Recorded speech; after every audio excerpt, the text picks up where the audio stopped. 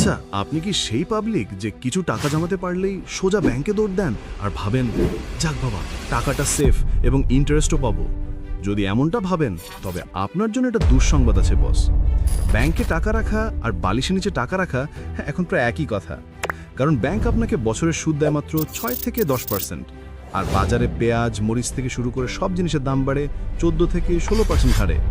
মানে বছর শেষে আপনার টাকার ভ্যালু আসলে বাড়লো না, বরং উল্টো কমে গেল। সহজ কথায়, আপনি প্রতি বছর একটু একটু করে গরিব হচ্ছেন। তাই আজ আমি আপনাদের এমন 5টি জাদুর কাঠি বা সম্পদের কথা বলবো, যেগুলো আপনার পকেটকে সবসময় ভারী রাখবে। তো চলুন গরিব থাকার দিন শেষ করি। প্রথমে আসি সেই জিনিসে যেটা দেখলে আপনার আমার সবার চোখ চকচক করে, সেটা হলো সোনা। রাজা বাদশাদের আমল থেকে এটা চলে আসছে। টাকার মান কমতে পারে, সরকার নোট বাতিল করতে পারে, কিন্তু সোনার দাম ওটা রকেটের মতো শুধু ওপরেই ওঠে। তবে সাবধান, ইনভেস্টমেন্ট মানে কিন্তু গার্লফ্রেন্ড বা বউয়ের জন্য সোনার গয়না কেনা না। ওটাতে মেকিং চার্জই আপনার লাভ শেষ। ইনভেস্ট করতে হলে কিনুন গোল্ড বার, কয়েন অথবা ডিজিটাল গোল্ড। বিপদের দিনে এটাই আপনার আসল বন্ধু হবে।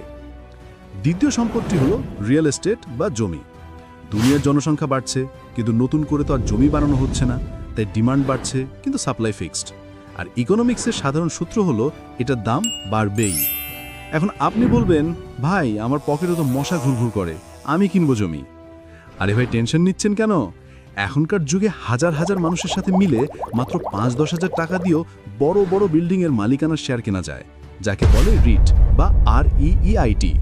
মানে পুরো পিৎজা কিনতে না পারলে এক স্লাইস তো কিনতেই পারেন, তাই না? 3 নম্বর উপায়টি শুনলে অনেকে হার্ট অ্যাটাক করতে পারেন। সেটা হলো শেয়ার বাজার। লোকে বলে এটা নাকি জুয়া। হ্যাঁ, আপনি যদি না জেনে আলুর দরে শেয়ার কেনেন, তবে সেটা জুয়া। কিন্তু যদি দেশের সেরা কোম্পানিগুলোর পার্টনার হতে চান, তাহলে এটা সেরা উপায়। ওয়ারেন বাফেট দাদু বলেন, সব ডিম এক ঝুড়িতে রেখো না। তাই রিস্ক নিতে না চাইলে সোজা ইন্ডেক্স ফান্ডে টাকা লাগান।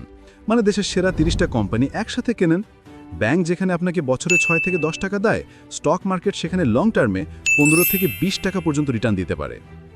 4 নম্বর সম্পদটি কোনো বাজার থেকে কেনা যায় না, এটা আপনার নিজের ভেতরে থাকে। সেটা হলো আপনার স্কিল বা দক্ষতা। দুনিয়া ধ্বংস হয়ে যেতে পারে, শেয়ার বাজার ক্র্যাশ করতে পারে, কিন্তু আপনার সাঁতার জানা থাকলে আপনি ডুববেন না। ব্যাংকে টাকা জমানোর আগে নিজের মাথায় টাকা জমান। মানে নতুন কিছু শিখুন, ভিডিও এডিটিং শিখুন, কোডিং শিখুন বা মার্কেটিং শিখুন। মনে রাখবেন, দামি ফোন কিনলে পকেট খালি হয়, আর কাজ শিখলে পকেট ভরে। 5ম এবং আমার সবচেয়ে পছন্দের সম্পদ হলো ডিজিটাল কন্টেন্ট।